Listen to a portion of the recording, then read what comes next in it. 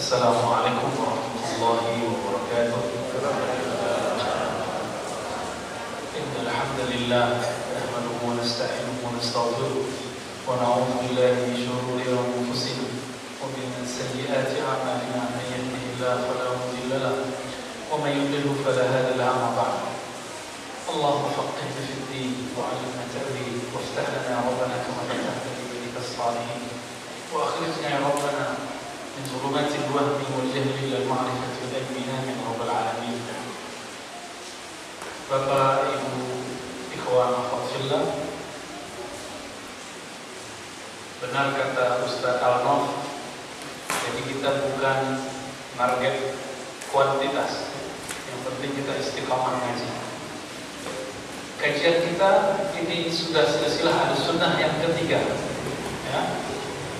Silsilah Ahlus Sunnah yang ketiga.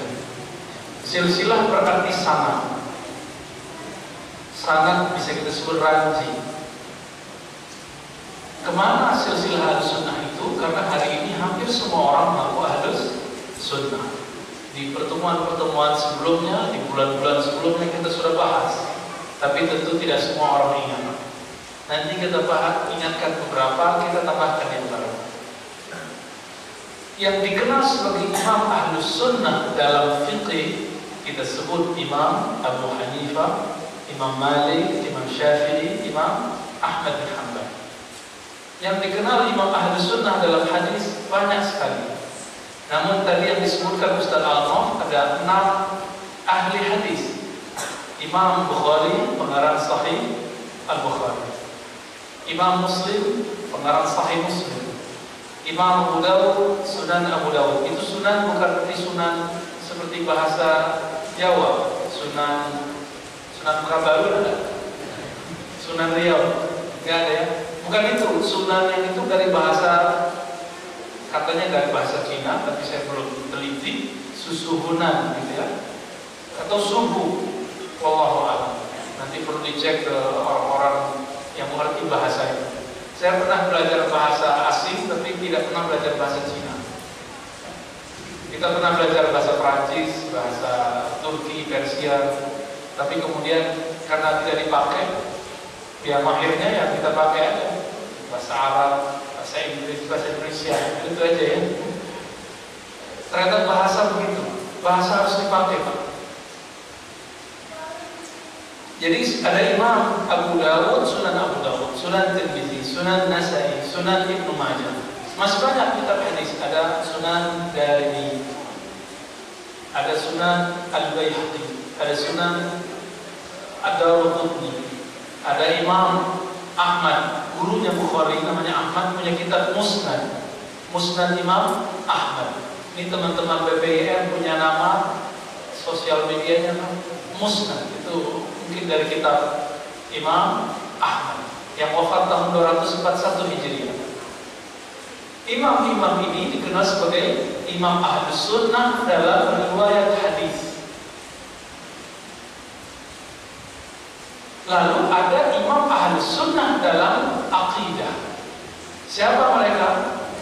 Bukan Imam Bukhari, bukan Muslim, walaupun mereka juga ahli akidah. Bukan Imam Ahmad, bukan Syafi'i, walaupun mereka juga pakar akidah.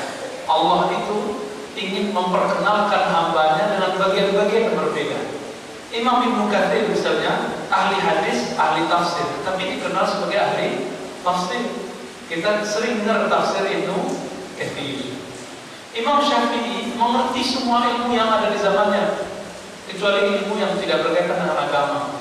Tapi beliau dikenal sebagai imam ahli fiqh. Padahal beliau imam ahli hadis, imam ahli tafsir. Nah, begitu Allah.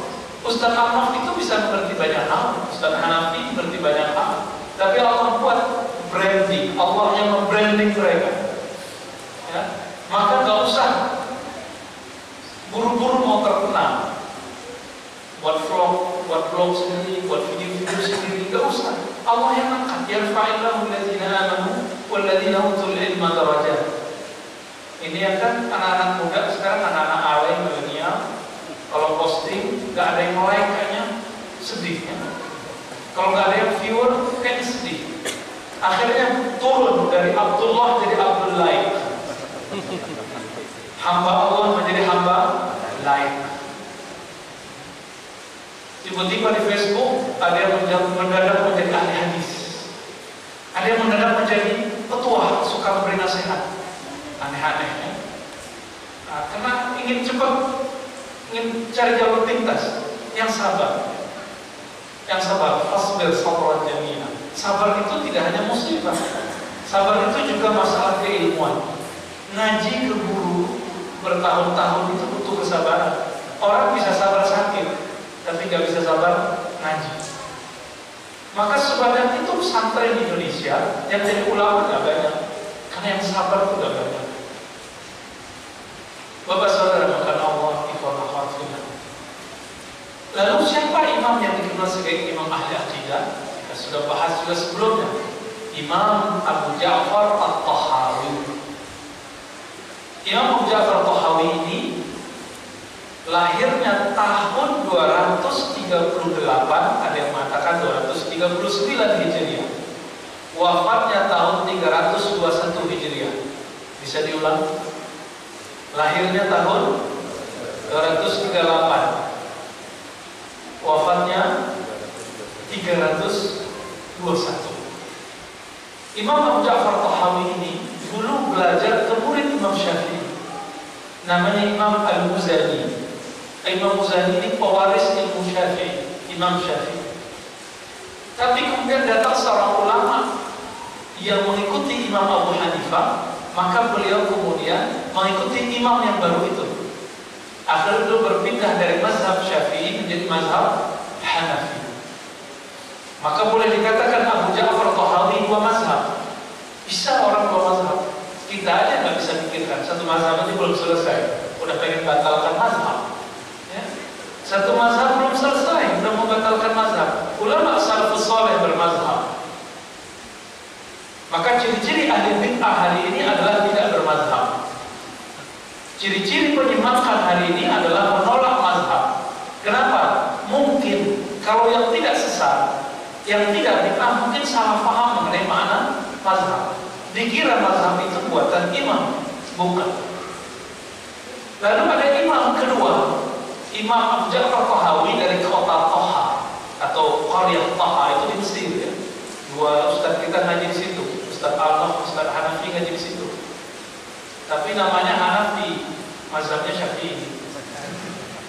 Ya, kalau Hanafi basmalahnya nggak dikencengin. Kalau jadi makmumnya beliau, Bismillahnya kenceng, Bismillahirrahmanirrahim sebesar badannya ya. Allahumma shalli ala Muhammad. Imam Abu Ja'far Tahawi ini punya kitab judulnya Aqidah At-Tahawiyah. Itu aqidah Ahlus Sunnah, ulama salafus saleh. Ini akan kita kaji di hari Ahad depan, daurah aqidah Ahlus Sunnah. Silakan yang ingin mendalami aqidah Ahlus Sunnah, kita cek Ahlus Sunnah versi ulama salaf itu yang mana. Nanti kita cek. Karena ngaku salaf hari ini betul-betul sangat menyihir dan membuat banyak orang bingung, seperti yang dikatakan Ustaz Al-Noh barusan. Lalu yang salaf itu yang mana Ustaz? Si anu ngaku salaf, si anu ngaku salaf. Si anu ngaku Ahlus Sunnah, ini ngaku Ahlus Sunnah. Nanti kita coba, gak usah ngaku, untuk buktikan dengan kitabnya dan sanad kita kepada mereka. Imam kedua yang dikenal semasa tapi tidak bertemu, Imam Abul Hasan Al-Ash'ari. Nah, kita sudah banyak cerita tentang beliau. Silakan dilihat kajian-kajian sebelumnya. Wafat tahun 324. Kemudian imam ketiga, Imam Abu Mansur Al-Maturidi, kita juga sudah bahas di waktu yang lain. Bapak saudara makan Allah, sekarang kita coba lihat bahwa ilmu hadis, ilmu fikih, ilmu aqidah ini mereka tidak bertentangan. Mereka itu nanti nyatu. Imam Al-Bukhari punya guru macam-macam, Imam Ahmad, Imam Al-Qarabisi, semua mereka murid Imam Syafi'i. Tapi Imam Ahmad memilih untuk tidak berbicara banyak mengenai akidah. Imam Al-Qarabisi berbicara banyak mengenai akidah. Maka mereka kemudian pecah kongsi. Pecah, persaudaraannya pecah. Padahal dua-duanya murid Imam Syafi'i. Jadi dulu dua ulama besar yang berteman bisa kemudian tidak berteman lagi cuma karena perbedaan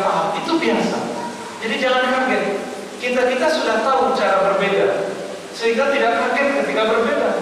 Yang repot itu kalau berbeda nggak tahu cara berbeda, akhirnya bentrok. Imam Al-Karabisi, Imam Ahmad ini punya murid yang kita sudah sebut, Imam Al-Bukhari, pengarang Sahih Al-Quran. Setelah Al-Quran, yang paling sering dirujuk dalam kajian Islam, kitab Sahih Al-Bukhari. Kita coba lihat bagaimana perpaduan mereka dengan ahli akidah. Imam Al-Bukhari punya murid namanya Abu Abdullah Al-Firabri. Pernah dengar? Baru dengar ya? Abu Abdullah Al-Firabri. Semua sanad ijazah kepada Imam Bukhari lewat Imam Al-Firabri. Kecuali ada beberapa riwayat yang tidak terkenal. Imam Al-Firabri ini punya murid namanya Al-Kashmihani. Siapa namanya? Al-Kashmihani. Itu murid pertama. Murid keduanya namanya Imam Al-Hanawi. Murid ketiganya bernama Al-Mustamli. Muridnya banyak, tapi ini yang paling terkenal. Imam siapa tadi? Al-Firabri. Punya murid tiga, Al-Kashmihani. Yang kedua Al-Hanawi. Yang ketiga Al-Mustamli. Tiga imam ini punya murid namanya Imam Abu Dzar Al-Harawi. Bisa diulang? Abu Dzar Al-Harawi. Abu Dzar Al-Harawi ini teman Imam Daruqutni, pengarang kitab hadis hebat, judulnya Sunan Daruqutni. Imam Abu Dzar Al-Harawi dari kota Hira. Hira itu sekarang ada di Afghanistan. Beliau dulu nggak ada batik air, nggak ada Garuda, nggak ada Lion, nggak ada ya, nggak ada Gojek, nggak ada Grab, nggak ada taksi, nggak ada pinjam ya, Ustaz Hanafi ya, nggak ada. Terus pakai apa? Pakai onta. Dari Afghanistan dia mengejar hadis ke Naisapur, kemudian ke Isfarai, ke Kirman, ke Baghdad, ke Damaskus, ke Palestina, terus ke Madinah, terus sampai ke Makkah. Di Makkah jadi ulama, karena ilmunya sudah banyak. Di setiap kota belajar dan mengajar, belajar dan mengajar, sampai di Baghdad. Nah, kita mundur tadi dari Makkah, ya, kita mundur lagi ke Baghdad. Sewaktu di Baghdad, beliau berteman dengan Imam siapa namanya tadi? Imam Daruqutni. Imam Daruqutni ini setelah Imam Bukhari tidak ada yang sampai level Bukhari kecuali Imam Daruqutni. Makanya Imam Daruqutni bisa mengkritisi Imam Bukhari. Setelah itu gak ada lagi yang sanggup. Jadi kalau mau mengkritisi Imam Bukhari, hafalannya harus setara Imam Bukhari. Kalau enggak namanya apa? Bertanya, bukan diskusi. Ini kan ada orang jamaah baru hijrah, baru tobat, bilang, Ustaz, saya mau mendebat Ustaz. Mendebat saya? Mau diskusi dengan Ustaz? Oke, ayo. Ternyata kita tanya, kamu jurusan apa kuliahnya? Jurusan pertanian, Ustaz. Ya, terus mau debat saya? Saya nggak berani debat masalah pertanian dengan dia. Kita cek. Oke, sebelum kamu debat saya, bolehkah saya berpendapat mengenai pupuk, mengenai teknologi pertanian? Dijawab, apa kira-kira? Oh, nggak bisa Ustaz. Ustaz kan nggak kuliah pertanian. Ustaz kuliahnya apa? Akidah, hadis. Ustaz nggak punya otoritas. Ustaz nggak ada hak bicara tentang pertanian. Udah, itu jawabannya sudah. Oke, baik. Terus yang kamu mau debat masalah pertanian atau masalah agama? Di masalah agama dong Ustaz, kan itu Ustaz. Kalau gitu apa pertanyaannya? Disebutlah pertanyaannya masalah hadis segala macam. Akhirnya kita tanya, kamu udah belajar hadis berapa tahun? Ya baru hijrah sekian bulan Ustaz. Ya, loh. Berarti kamu seharusnya bertanya, bukan berdiskusi, bukan mendebat. Kenapa? Karena kamu tidak punya otoritas untuk mendebat hadis, tidak punya otoritas untuk mendebat akidah. Balik Pak, sama kayak saya tidak punya otoritas ngomong pertanian. udah cium tangan pulang. Ya, itu bukan cerita saya, itu cerita guru kita yang di Jakarta ya. Saya nggak usah sebut nama beliau. Kita ulang ceritanya biar bayanginnya persis. Dan itu terjadi dalam bentuk formulasi yang lain di beberapa tempatnya. Ketika kita ke Palembang, kita ke Kalimantan, itu terjadi. Bapak saudara kalau alhamdulillah. Imam Abu Zar al-Harawi berteman dengan Imam Daruqutni, lalu mereka sampai di satu tempat. Biasa mereka ini kalau buat imam, buat bintang ulama, kalau nyari guru nggak tanggung-tanggung. Sesekali Imam Daruqutni ini datang ke tempat yang Imam Abu Zar al-Harawi tidak kenal. Pas ketemu seorang imam, belum disebutkan namanya. Tiba-tiba dia salaman erat. Orang Baghdad itu di zaman itu kalau orang yang berteman dan sangat menghormati, itu ciumnya antara dua mata, ciumnya di sini. Itu bukan homo ya, itu cara menghormati guru. Jadi berpelukan, lalu cium ini. Dulu guru saya orang Damaskus, ciumnya hidung, sama jidat. Ya, kita dipeluk kenceng. Orang Arab makannya onta, kita makannya ayam. Ayam itu udah potong-potong lagi. Pas dipegang, masya Allah, ya. Sakit punggung kita tapi nikmat. Ya, kenapa? Dipegang oleh guru. Dicium hidung, dicium. Semoga itu berkah. Ya. Maulana Syekh Dr. Aiman Syawah, Syekh Bani Sayyid al-Laha, semuanya orang Damaskus. Imam Daruqutni memeluk imam yang tadi yang tidak disebutkan namanya, lalu kemudian mencium jidatnya. Di riwayat lain disebutkan mencium tangan dan kakinya, karena orang dulu tidak mempersalahkan cium tangan, apalagi cium kaki. Beda dengan menyembah, ya itu tradisi. Nah, tapi kita nggak masuk ke bab itu. Nanti itu pembahasan tersendiri. Apa hukum cium tangan, apa hukum cium kaki. Yang penting tidak sujud, maka ada hukum dari situ. Saya nggak mau masuk ke bagian itu. Kita masuk ke bagian imam ini. Who is he? Siapa ini? Man huwa? Bertanya-tanya nggak tuh? Pasti bertanya. Hal itu terjadi pada Imam Abu Zar al-Harawi. Ketika keluar masjid, akhirnya Abu Zar al-Harawi bertanya, Hai Daruqutni, saya tidak pernah melihat engkau menghormati seseorang seperti engkau menghormati orang yang aku tidak kenal tadi. Siapakah dia? Manhu? Siapakah dia? Lalu dijawab oleh Imam Daruqutni, Huwa Abu Bakar al-Baqillani, Abu Bakar ibn al-Baqillani. Namanya adalah Imam Abu Bakar al-Baqillani.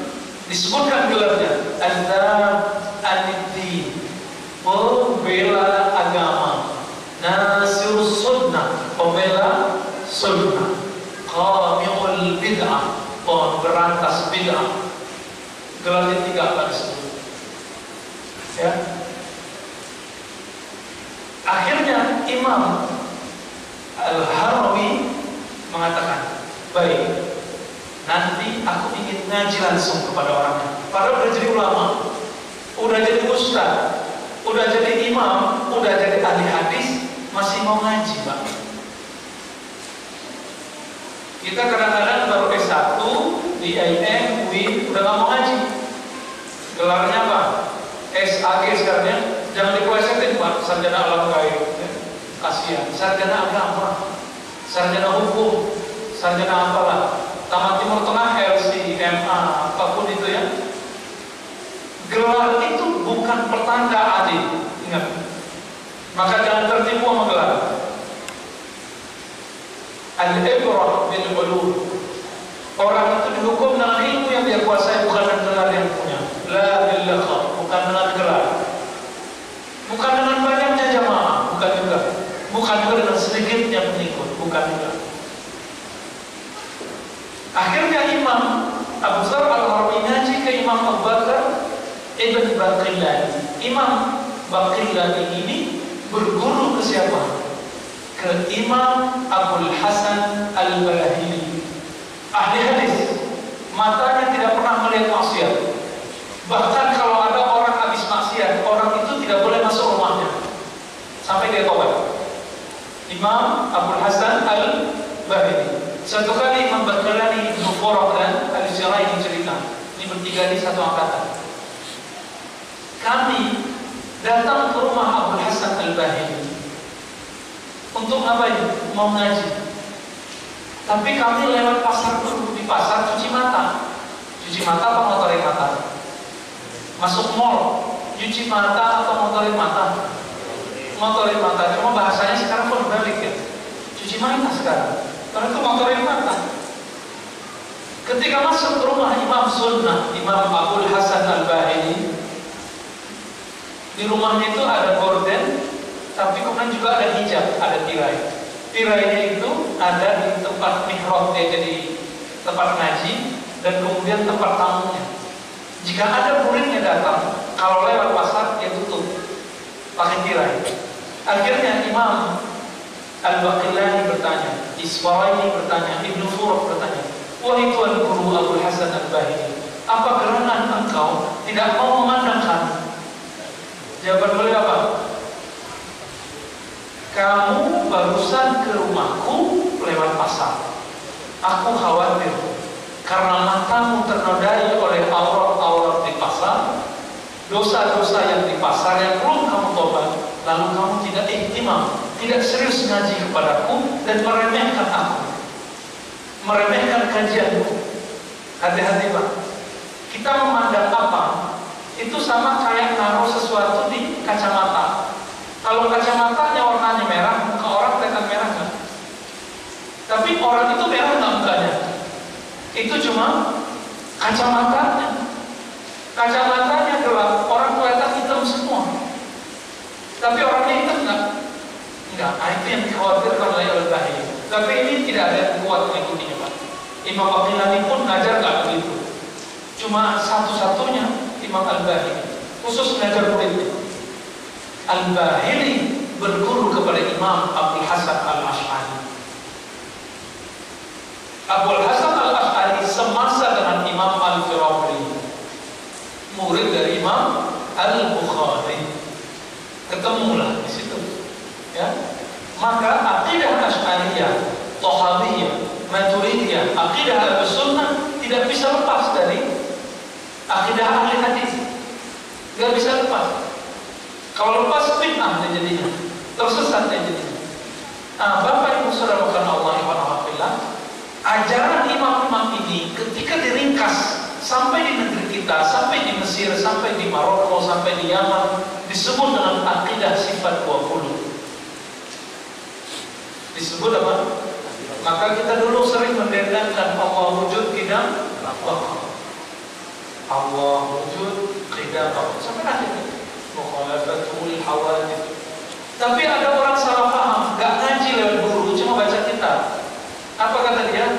Loh kok sifat Allah cuma 20? Masa sifat Allah 20, sifat Allah tidak teringat? Loh, siapa yang mengatakan sifat Allah cuma 20?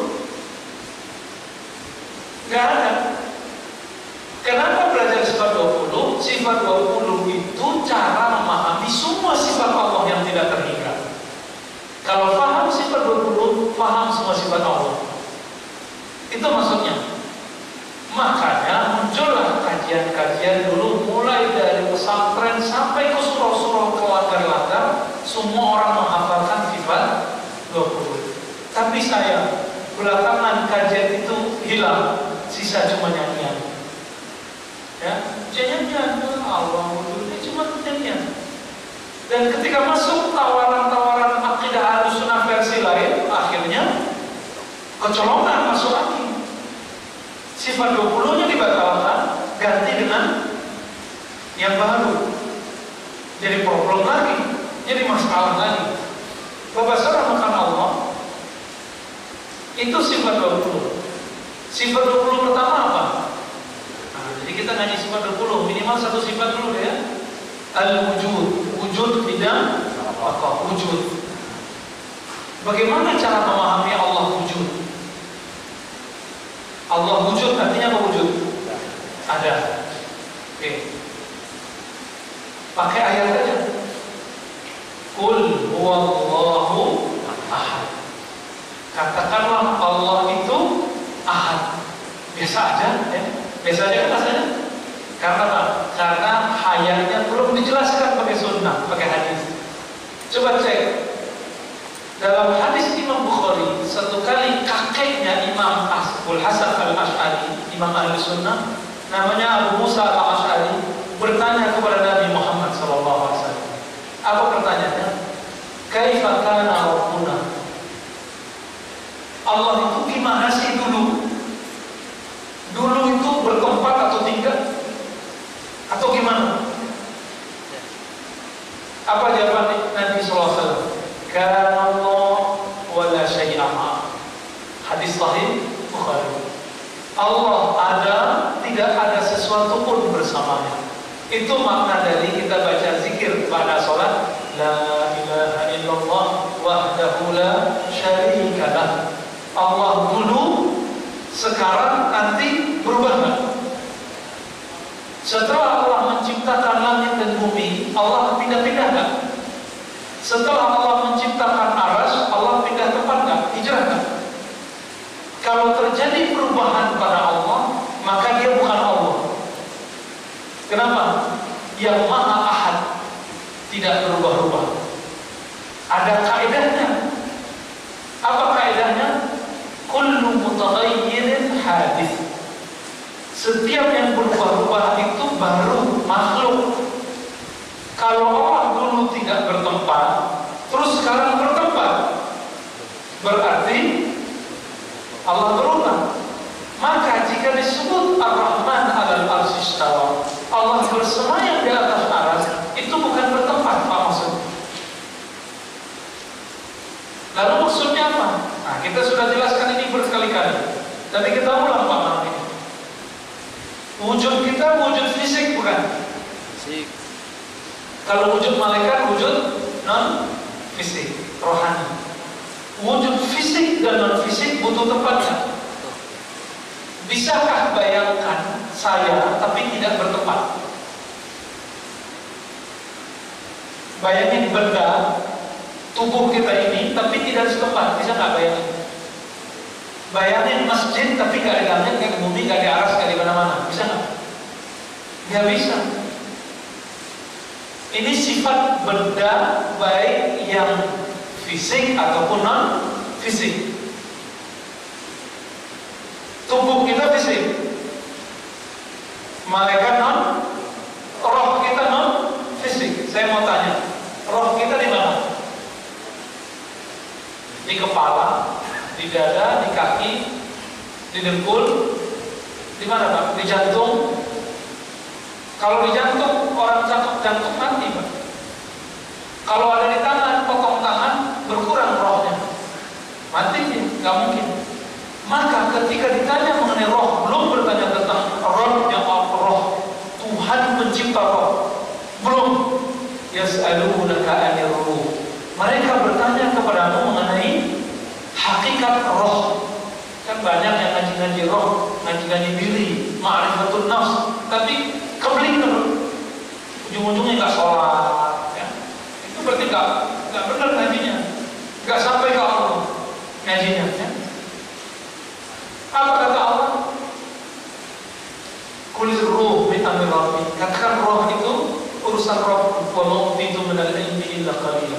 Kamu cuma diberi ilmunya sedikit, nggak dikasih tahu di mana roh, tidak dikasih tahu hakikatnya roh. Kalau roh saja kita tidak tahu hakikatnya, bagaimana tahu hakikat Allah? Itu maksudnya. Inilah makna Qul huwallahu ahad. Dijelaskan dengan surat Asy-Syura ayat 11. Kita pernah bahas sebelumnya tapi dalam konteks berbeda. Laisa kamitslihi syai', tidak ada serupa dengannya. Ada tafsir lain tentang itu ya. Sesuatu pun tidak ada yang serupa dengannya. Sesuatu itu bisa fisik seperti kita, bisa non fisik seperti roh dan malaikat. Tubuh ini butuh tempat, maka Allah berbeda dengan tubuh. Roh itu butuh hubungan dengan fisik, baru dia jadi badan ini Pak. Kalau enggak ada, jadi disebut manusia. Allah pun tidak punya hubungan seperti itu dengan manusia. disebut Ar-Rahman ala arsy istawa, Allah bersemayam di atas aras. Aras itu benda gaib kan? Benda gaib. Ya. Aras itu meliputi langit dan bumi. Saya mau tanya, bumi itu flat atau bulat? Flat datar. Kalau kita jalan kemana-mana, bentuknya flat. Tapi kalau di capture dari luar angkasa, bentuknya apa? Bulat. Gak usah jauh-jauh kita naik ke pesawat atau naik kapal, itu kelihatan melengkung. Kelihatan melengkung. Mata kita yang terbatas sudah melihat yang melengkung. Kalau bumi ini bulat, aras itu meliputi langit dan bumi. Sekarang di bawah kita negara apa? Amerika ya. Kita malam, mereka siang. Atasnya kita mana? Tapi atasnya orang Amerika mana? Maka persoalan atas bawah itu bukan sifat Allah. Kelirulah orang yang mengatakan Allah bertempat di atas, terus dibayangin bumi flat di atas. Kenapa? Bertentangan dengan sains, bertentangan dengan keluasannya aras, apalagi dengan maha luasnya Allah Ta'ala. Bisa bayangin nggak? Udah pernah ke bumi semua? Ke bumi pun kita belum kunjungi semua. Bagaimana mau ngomong aras? Bagaimana mau ngomong Allah Rabbnya aras? Oleh karena itu Allah kunci di ujung laisa kamitslihi syai', di ujung surat Qul huwallahu ahad, lam yakun lahu kufuwan ahad. Tidak ada yang sebanding dengannya. Otak itu punya kaidah. Apa kaidah otak? Hanya bisa memahami sesuatu yang ada bandingannya. Allah itu tidak ada bandingannya. Misalnya gini, tingginya Ar-Razi mirip dengan tingginya Ustadz Hanafi. Jadi ketika saya baru datang ke sini, Bapak nanya ke Ustadz Arnaf, Ustadz Arnaf, Razi itu tingginya seberapa? Gedenya seberapa? Segede Ustadz Hanafi. Oh, kebayang. Bisa dibayangin? Allah itu disebut Akbar, Maha Besar. Tapi jangankan besarnya Allah, besar bumi pun kita belum bisa bayangkan. Gimana mau mengatakan Allah Maha Besar? Maka yang bisa membesarkan Allah ya Allah sendiri. Kita cuma mengistirahatkan otak. Maka akidah Ahlussunnah itu bagaimana caranya mengistirahatkan otak untuk tidak memikirkan yang tidak perlu dipikirkan. Itu akidah Ahlussunnah. Supaya orang tetap waras, nggak memikirkan yang tidak perlu dipikirkan. Ini mikirin macam-macam. Sebelum ada Allah itu apa? Pertanyaannya aneh. Sebelum ada aras, ngapain pertanyaan begitu aneh? Allah itu di atas aras, gimana caranya? Duduk beri apa pertanyaan begitu? Imam Malik ketika ada orang bertanya begitu, beliau langsung mengatakan as-su'alu anhu bid'ah. Pertanyaan begitu bid'ah. Makanya coba lihat, imam yang sangat agung, imam yang sangat hebat bernama Syekhul Islam Ibnu Taimiyah pun dikritik oleh muridnya Imam Zahabi ahli hadis. Kenapa? Imam Ibnu Taimiyah kesleo. Imam Ibnu Taimiyah Salafi. Apa kata beliau? Kesleo, Pak. Dikritik oleh muridnya, tapi muridnya tidak mengatakan gurunya sesat, enggak. Dia cuma bilang, ya laita lam yakul, seandainya guruku tidak mengatakan hal ini, apa yang dikatakan oleh Imam Ibnu Taimiyah? Ibnu Taimiyah mengatakan beberapa hal. Saya kasih 3. 1. Ketika ada ayat Ar-Rahman ala arsy istawa dan sejenisnya ada 6-7 ayat, Allah bersemayam di atas arsy. Apa kata Ibnu Taimiyah? Bidzatihi. Allah bersemayam pakai zatnya. Kalimat itu ada nggak di Quran? Nggak ada. Ada nggak di hadis? Nggak ada. Istawa itu bersemayam itu duduk, Pak. Bagi Ibnu Taimiyah nggak mungkin duduk kalau nggak pakai zatnya tuh, dirinya. Apa kata Imam Zahabi? Imam Ahlussunnah, Imam ahli hadis. Seandainya guruku tidak ngomong begini, tentu dia nggak akan masuk penjara. nggak akan disiksa, nggak akan diserang banyak orang. Apalagi yang kedua. Yang kedua, pernah dengar hadis Allah turun sepertiga malam terakhir ke langit dunia? Hadisnya Sahih Bukhari. Ibnu Taimiyah rahimahullah punya satu syarah kitab, Syarah Hadisun Nuzul. Kitab Syarah Hadisun Nuzul. Kemudian juga ada di kitab Darut Ta'arudul Aqli wan Naql. Juga ada di Majmu' Fatawa, juga ada di Fatawa Al-Kubra. Macam-macam ya. Kalimatnya sama. Apa kata beliau? Yanzilu Rabbuna, itu hadisnya. Rabb kita, Allah kita, Tuhan pencipta kita turun ke langit dunia, langit yang kita lihat malam-malam itu. Sepertiga malam terakhir. Ibnu Taimiyah rahimahullah fokus di kalimat turun. Apa kata beliau? Yanzilu bidatihi, turun pakai zatnya. Kalau Allah turun pakai zatnya, pertanyaannya, aras itu kan besar. Langit itu dibandingkan aras cuma satu gelang lempar kepada pasir, Pak. Itu langit bumi, satu gelang. Pada pasir itu adalah arasnya. Kelihatan nggak? Kalau tidak percaya, coba bandingkan. Secara ilmu sains sudah ada perbandingan bumi dengan matahari. Matahari dengan bintang-bintang yang lebih raksasa, lebih besar lagi, nggak kelihatan, Pak.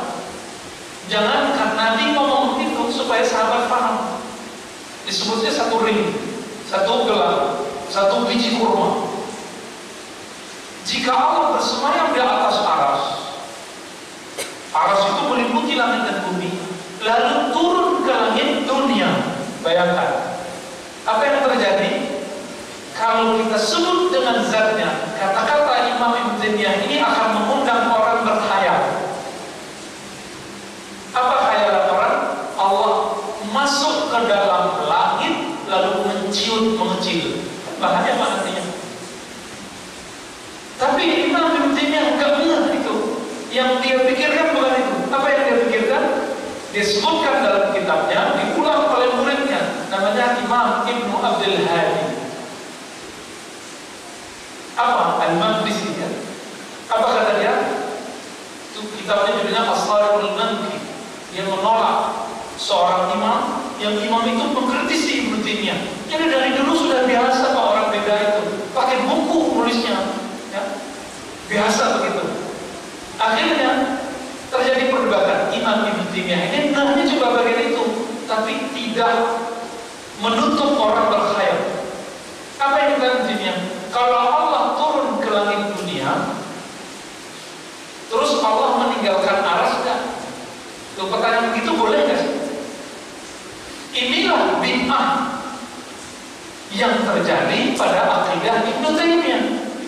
Makanya kemudian Imam Ibnu Taimiyah yang sangat alim dalam ilmu hadis tidak luput dari kekeliruan dalam bab akidah, maka dijeblosin masuk penjara. Muridnya sendiri Imam Zahabi mengatakan apa? Ya laita. Seandainya saja guruku tidak mengatakan itu. Di kitabnya judulnya Isbatul Ulum li Aliyyil Ghaffar. Kitab ini diikhtisar oleh Syekh Albani rahimahullah. Isbatul Ulum, menetapkan bahwa Allah bersifat tinggi, maha tinggi. Ini nyebut kitab dari tadi nggak berapa, nggak apa-apa ya. Sesekali kita panas-panasin, mumpung lagi dingin di luar ya, lagi hujan di luar. Jadi coba lihat, guru sama muridnya beda. Biasa aja kok. Dan Imam Zahabi nggak pernah bilang, guruku walaupun keliru dia sesat, nggak pernah bilang begitu. Finnar, masuk neraka, nggak usah disapa, nggak usah semajelis, nggak ada begitu. Nggak ada begitu Pak. Kenapa hari ini orang yang mengikuti akidah Imam Ibnu Taimiyah kemudian bersifat seperti itu? Berarti dia gagal memahami akidah imamnya sendiri. Itu baru dua. Apalagi apa yang baru dari Ibnu Taimiyah? Sehingga berbedalah akidah Ahlus Sunnah versi Ibnu Taimiyah dengan akidah Ahlus Sunnah versi Imam Asy'ari. Tapi pertemuannya ada di kalimat la ilaha illallah. Semuanya meyakini la ilaha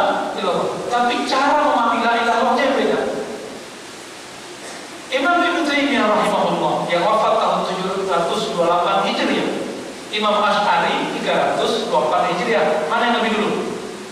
Asy'ari. Yang dapat zaman salaf Imam Asy'ari. Maka setelah itu disebut salafi atau salafiyah, bukan salaf. Salaf itu yang dapat zaman salaf. Yang nggak dapat disebut salafiyah atau salaf. Salafiyah itu siapa aja yang punya sanad ke ulama salaf berhak disebut salafi. Berhak disebut salafi. Itu Ustaz Hanafi ini berguru ke Imam Syekh di Al-Qahirah. Itu boleh disebut salafi, walaupun nggak diakui Ustaz. Jenggotnya kurang panjang Ustaz. Lalu gimana?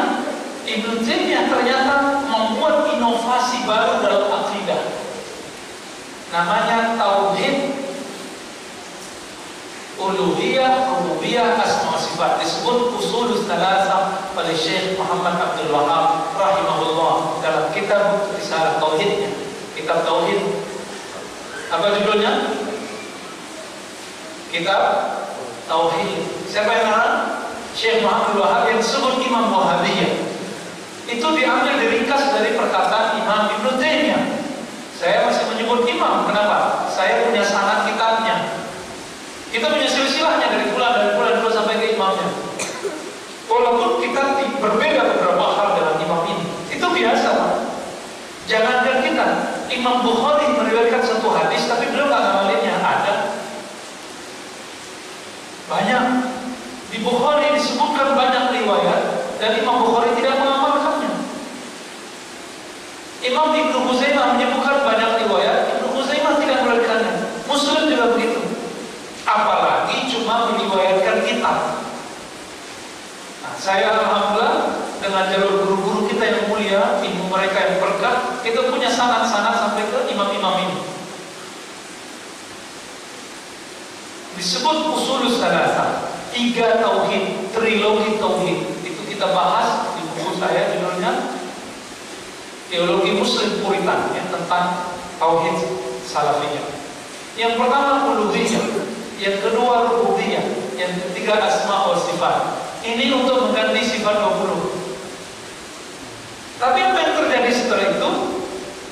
Bukannya malah tergantikan, tapi malah tambah polemik. Tambah polemik.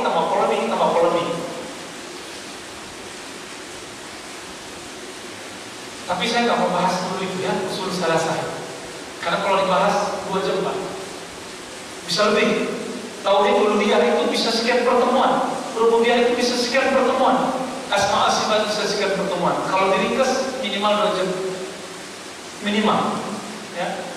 Nah ini tidak pernah ada di zaman ulama salafus saleh. Lalu diinisiasi, diinovasi oleh Imam Ibnu Taimiyah. Maka inilah manhaj baru dalam akidah Ahlussunnah, muncul di abad ke-8 Hijriah, tahun 708 beliau wafat.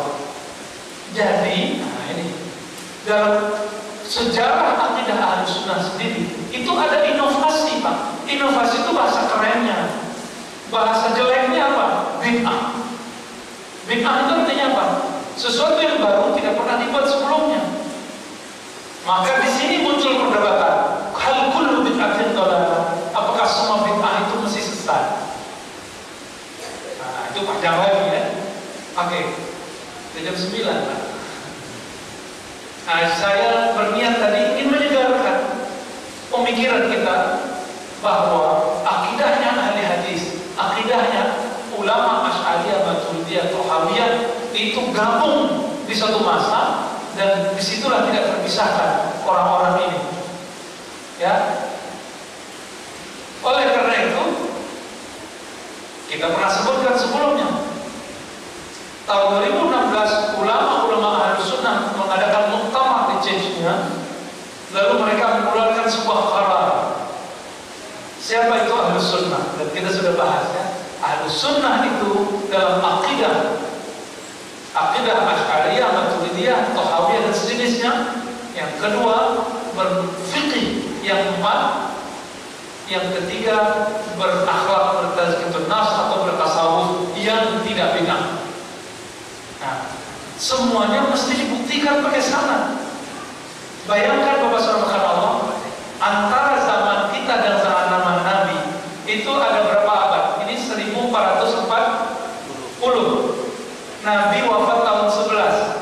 Bisa nggak orang ngaku? Udah langsung aja ke Nabi, bisa nggak? Mesti kita buktikan valid nggak pengakuan Anda bahwa Anda ngambil dari Nabi. Buktikan dengan syarat keilmuan. Makanya kami sekarang lagi concern serius untuk menghidupkan ilmu sana dari guru kita, dan kita tulis Pak. Maka insya Allah nanti pas daurah di akhir di waktu sore pas asar kita akan bacakan silsilah dari guru kita sampai ke ulama salafus saleh, biar terbukti akidah ahli sunnah kita bukan pengakuan, bukan cuma dakwah ya, ngaku-ngaku, tapi betul-betul ada buktinya, bukti otentiknya ya. Akhir-akhir itu pengantar, ini masih pengantar aja beberapa ketiga kalinya silsilah akidah ahlus sunnah. Seriusnya nanti hari Ahad itu insya Allah di daurah ahlus, nanti kita buka mana yang perlu dibuka, kita kasyaf mana perlu dikasyaf, karena lagi rame masalah kasyaf ya. Tapi kasyafnya bukan kasyaf rohani, kasyaf buku. Baik Bapak Saudara berkat Allah, sudah 40 menit saya berbicara. Silakan jika ada pertanyaan kita tampung ya. Tafadhol kalau ada.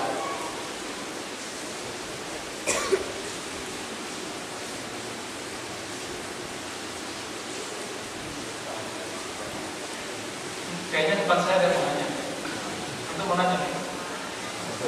Jalan-jalan kalau kita ya. Jadi ada pertanyaan? Kalau enggak kita selesai. Udah jam 9 kan? Pertanyaan langsung boleh, ikut kertas boleh. Tafadhol. Ustaz Almas juga pulang ya. Oh iya, istrinya hamil. Mohon doa semoga kehamilan itu sudah berat ya. Semoga Allah jaga keluarga Ustaz Almas. Barakallahu lahu wa yassarallahu fihi. Baik. Aina ya Ustaz. Kita lihat.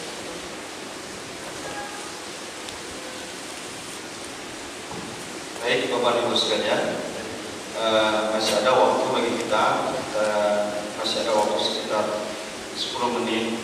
Jika ada Bapak Ibu sekalian ingin bertanya perihal terkait dengan materi yang disampaikan oleh Dr. Razi Hashim tadi, atau mungkin ada yang ingin melebarkan pertanyaan kepada hal-hal yang lain, juga tak jadi masalah.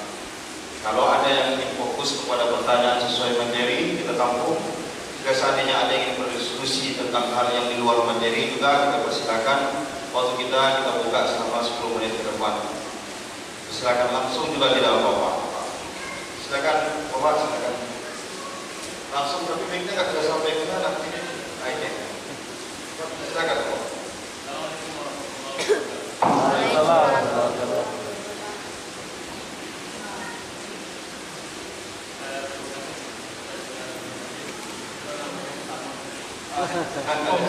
Ada hasilnya.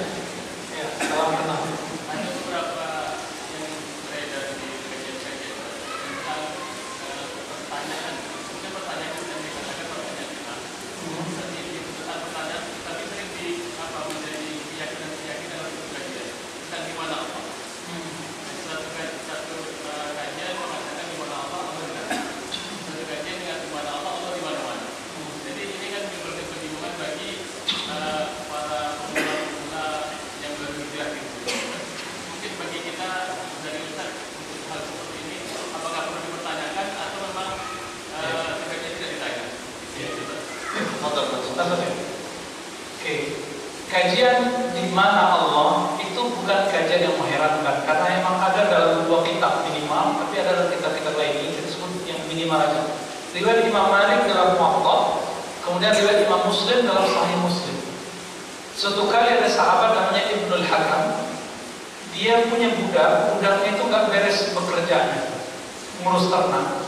Maka dibawa ke Nabi dan diserahkan, ya Rasulullah, in ra'aitaha mu'minah fa'atiqaha. Jika engkau melihatnya beriman, aku akan merdekakan dia. Di satu riwayat di Al-Muwatta ini kitab sebelum Bukhari Muslim ada, karya Imam Malik, gurunya Imam Syafi'i. Apa pertanyaannya? Aina Allah? Di mana Allah? Begitu juga di Sahih Muslim kalimatnya Aina Allah? Di mana Allah? Gimana mau nolak? Ada di Sahih Muslim. Hadisnya tidak ditolak, tapi pemahaman hadisnya nanti yang kemudian jadi perdebatan. Kenapa? Ternyata di Al-Muwatta ada hadis tambahan setelahnya. Nabi itu bertanyanya bukan aina Allah, tapi atasyhadina alla ilaha illallah. Hei kamu budak, bersaksikan bahwa tiada yang disembah kecuali Allah. Hadisnya sahih, sama-sama sahih. Aku Rasulullah, bahwasanya hari akhir itu benar, surga neraka itu benar, dan dia mengatakan iya. Apa kata Nabi? Perkataan. Di riwayat Imam Ahmad, ini masuk kitab ketiga, disebut perempuannya bisu. Dia bisa ngomong, asyarat ila sama, mengisyaratkan ke langit. Ketiga, Pak, saya punya risalah 25 halaman. Bahasa Arab belum diterjemah mengenai hadis aina Allah. Emang ada hadisnya. Lalu hadisnya ada, kita nggak tolak. Karena mengingkari hadis ini mengingkari Muslim. Ada yang berani mengingkari Imam Muslim. Ada yang berani mengingkari Imam Malik. Jangan coba-coba, Pak. Ini Imam Ahli Sunnah dalam riwayat hadis. Yang ada adalah cara memahami hadisnya. Cara yang paling indah itu, kalau tadi ada yang mengatakan Allah bilangin, Allah di atas aras, duduk di atas aras, kakinya di kursi, ya, kata Ustaz Fulan. Ada Ustaz Fulan enggak, Allah itu di kolbu, Ustaz Fulan. Ada Ustaz Fulan, Allah di mana-mana. Wah, lebih kacau lagi. Kalau di mana-mana nanti dicobain ketemu, kan jadi penghinaan kepada Allah. Jadi gimana cara memahaminya? Cara memahaminya bukan begitu. Cara memahaminya dua.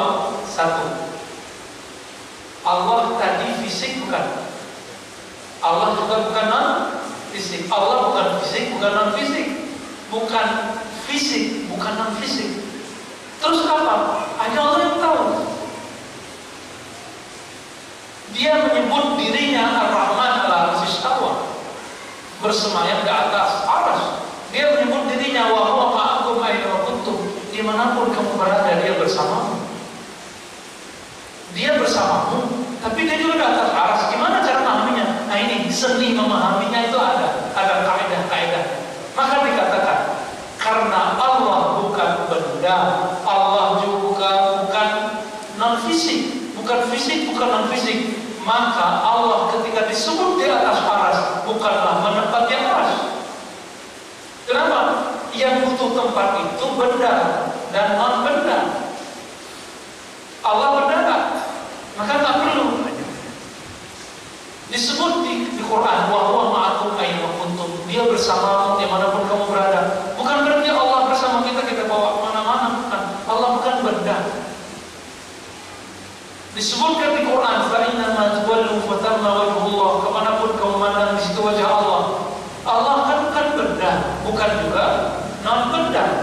Maka bukan berarti di mana-mana ada zat Allah. Ternyata maksudnya dimanapun kamu ketemu sifat Allah, ada nama Allah, ada fi'il Allah, perbuatan Allah. Itu maknanya. Lalu gimana? Yang tadi si perempuan ini. Maka kita cek, Nabi pernah nanya nggak ke sahabat-sahabat? Nah ini cara kedua. Sahabat-sahabat yang cerdas, yang bukan muda, seperti Abu Bakar, Umar, Utsman, Ali, Talha, Zubair, ya, Sa'id, Sa'ad, Abdurrahman bin Auf. Apakah mereka, Abu Hurairah, pernah ditanya oleh Nabi, diajarkan Nabi di mana Allah? Sampai hari ini kita nggak ketemu hadisnya. Alhamdulillah kita tiap hari ngaji hadis, Pak. Tiap hari ngaji hadis. Saya kalau nggak baca hadis tiap hari itu kayak kering hidup ini. Kayak orang suami tanpa istri. Sorry yang masih jomblo ya. Tuh jomblo dia. Segera ya. Kayak kering. Wajar kalau imam seperti Imam Bukhari mau kejar dari Uzbekistan, mengejar sampai Alexandria. Ustaz, dari Kairo ke Alexandria berapa lama, Ustaz? 2 jam pakai apa? Mobil ya? Itu kalau kita antar berapa ya? Dari Uzbekistan ke Kairo berapa lama? Ada sekitar 5.000 sampai 6.000 kilo. Masya Allah. Itu ditempuh pakai otak. Karena kecanduan. Jadi hadis itu candu Pak Madan. Tapi kecanduan hadis ya nggak apa-apa ya. Saya pernah kecanduan hadis. Ya. Maka teknik keduanya coba lihat. Apakah para sahabat-sahabat mulia ditanya Nabi Aina Allah, di mana Allah? Oleh karena itu Imam Badruddin bin Jamaah, kita pernah bahas ini di tempat lain, menulis di kitabnya Idhah Tail. Imam ini dihormati oleh Ibnu Taimiyah karena dia qadhi. Ibnu Taimiyah itu yang dulu sedang menjalani hukuman. Ini qadhi, hakim agung. Nulis kitab Idhah Tail, sampailah dalam bab itu di mana Allah istawa. Apa kata beliau?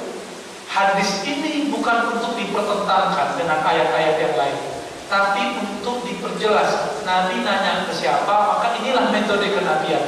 Nabi jika ngomong ke Abu Bakar, ngomongnya Innallaha ma'ana, Allah bersama kita. Jika ngomong ke budak, nggak ngomong itu. Di mana Allah? Maka dia membayangkan Allah bukan Allah bumi, tapi Allah langit. Maksudnya apa? Orang Arab menyembah Tuhan di bumi, maka dia tolak Tuhan bumi, dia hanya menyembah Tuhan langit. Itu maknanya. Yang ngomong siapa? Imam yang dihormati oleh Ibnu Taimiyah, namanya Badruddin bin Jamaah. Kitabnya Idhah Dalil, Idhah Ad-Dalil ya, dicetak dengan dua versi. Jadi perlukah mempertanyakan aina Allah untuk ngecek iman seseorang? Enggak. Saya mau tanya, kalau orang masuk Islam itu dengan mengatakan Allah di langit atau mengatakan asyhadu an la ilaha illallah? Maka riwayat Imam Malik itu ini digunakan dalam bab akidah. Sedangkan aina Allah cuma dijadikan sebagai penjelas. Yang dipakai yang mana? Atasyhadina an la ilaha illallah. Hei budak, kamu bersaksikan tiada ilah, tiada yang disembah kecuali Allah. Jadi yang benar menanyakan iman seseorang bukan di mana Allah, tapi apakah kamu bersaksi tiada yang disembah selain Allah. Jadi yang sunnah itu mempertanyakan syahadat, bukan mempertanyakan di mana. Kecuali ketemu orang yang selevel seperti si budak perempuan yang IQ-nya standar, bahkan di bawah standar. Boleh kita bilang itu. Makanya anak kecil itu bayangin Tuhan di atas, Pak. Tapi kalau kita pintar ngasih penjelasan, dia udah bilang, oh Allah gak butuh tempat. Ya? Teman saya bilang, anakku sekian semuanya mengatakan Tuhan di langit. Ini bukti bahwa secara fitrah Allah di langit. Ya salam ya. Kalau begitu, ini bab akidah ya, jangan macam-macam. Coba anak kecil setelah dangdut, goyang gak dia?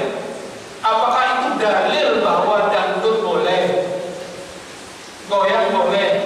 Dalil enggak? Jangan pernah jadikan perasaan anak kecil sebagai dalil, sebagai alasan fitrah gitu. Anak kecil dengerin musik aja langsung gini Pak. Ini bukan dalil bahwa barang ini boleh. Nah ini kekeliruan beberapa teman kita berdalil dalam fitrah, dan tidak ada dalil dalam Islam namanya fitrah. Coba belajar hukum Islam. Pertama Al-Quran, Sunnah, Ijma', Qiyas. Gak ada Pak namanya fitrah. Ujung-ujung muncul dalil dari fitrah. Jadi gitu ya, Bang Hashim, namanya Hashim juga kan? Terima kasih Ustaz. Ada pertanyaan berikutnya. Apa hukum mandi bunga rampai 1 hari sebelum Ramadan, sekaligus apa hukum ziarah kubur 1 kali setahun? Apakah itu termasuk perbuatan bid'ah? Oke. Ini kayaknya dua-duanya kaitannya dengan Ramadan. Ramadan ya. Dulu nggak ada sabun. Di zaman Nabi, ketika anak beliau meninggal, Ummu Kulsum meninggal, Ruqayyah meninggal, Nabi mengatakan irsilnaha bima'in musidrin, hadis sahih Muslim. Mandikanlah putriku dengan air dan daun bidara. Mirip kayak gitu. Apa tadi namanya? Bunga rampai ya, sama itu kalau bahasa kitanya. Nabi nyuruh mandi pakai air plus daun yang harum Pak. Apakah Nabi khurafat nih? Enggak, daun itu harum. Maka kalau orang mati dimandikan pakai daun itu, hilang baunya, dominan harum. Sekarang zaman sudah ada namanya sabun, sudah ada sabun halal, sabun tidak halal. Ngapain lagi pakai bunga rampai? Ya, itu tradisi lama yang belum diupdate. Update aja dulu Pak. Jadi nanti sebelum Ramadan mandinya pakai sabun aja, ya. Mandi sebelum berangkat tarawih, nggak apa-apa. Tapi kalau diyakini Nabi mengajarkan sebelum Ramadan mandi pakai daun rampai, itu berbid'ah. Jadi bid'ah itu kapan disebut bid'ah? Jika diyakini amalan baru itu sebagai ibadah bersumber dari agama, itu baru disebut bid'ah. Nah, saya mau tanya, jamaah yang mandi rampai atau mandi pakai sabun meyakini Nabi begitu nggak mandinya? Kalau enggak bid'ah. Maksudnya ke bab uruf. Uruf terbagi dua. Apa arti uruf? Tradisi. Urfun sahih, urfun batil, urfun fasid. Uruf sahih. Apa uruf sahih? Kalau mandinya sendiri di kamar. Tapi kalau mandinya itu di sungai, buka aurat, sama ada cewek, sama ada cowok, maka ini bukan bunga rampainya yang salah, mandinya yang salah. Ya, nah yang saya lihat begitu. Itu bukan bid'ah, namanya maksiat. Itu namanya maksiat, bukan bid'ah. Bid'ah itu amal yang diyakini sebagai ibadah padahal bukan ibadah. Sedangkan maksiat jelas melanggar hukum Allah. Mandi kok ikhtilat. Kita aja ngaji nggak ikhtilat, pas mandi ikhtilat. Ya, yang senyum-senyum tuh mau nikah cepat kayaknya. Kasihan. Udah Ustaz, ziarah kubur. Lagi-lagi, kalau sebelum berfatwa, belajar dulu usul fikih. Apa itu usul fikih? Pokok-pokok dari hukum Islam. Ada caranya.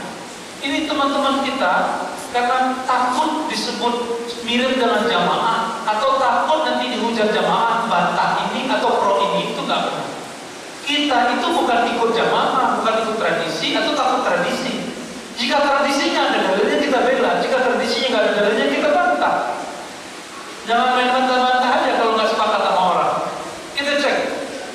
Nabi secara umum pernahkah ngomong zurul kubur? Ada kan hadisnya? Ziarahilah kubur. Kuntu nahaitukum an ziyaratil kubur. Kalau dulu aku larang kalian ziarah kubur. Ada fazuruha. Sekarang ketahuilah kalian ziarahilah. Fazuruha. Tidak disebutkan di situ kapan ziarahnya. Maka orang ziarah bulan Ramadan, sebelum Ramadan, di luar Ramadan, boleh nggak? Boleh nggak? Boleh nggak? Boleh. Sepakat? Hadisnya ngomong gimana? Zurul kubur, ziarahilah kubur. Tidak dipastikan di situ kapan ziarahnya. Kalau saya sempatnya sebelum Jumatan, nggak apa-apa. Nggak nunggu Ramadan. Saya sempatnya setiap hari, boleh nggak? Coba kita cek bahwa nyembah kubur beda dengan ziarah kubur. Ini orang sih ziarah kubur disebut kuburiyun. Kamu ini syahadatnya di mana? Sesama Muslim kok disebut penyembah kubur? Aina akluka? Ya? Mana akalmu? Mana adabmu? Penyembah kubur itu musyrik, kafir. Sesama Muslim kok disebut kuburiyun, penyembah kubur? Ini orang nggak punya etika dalam berdakwah.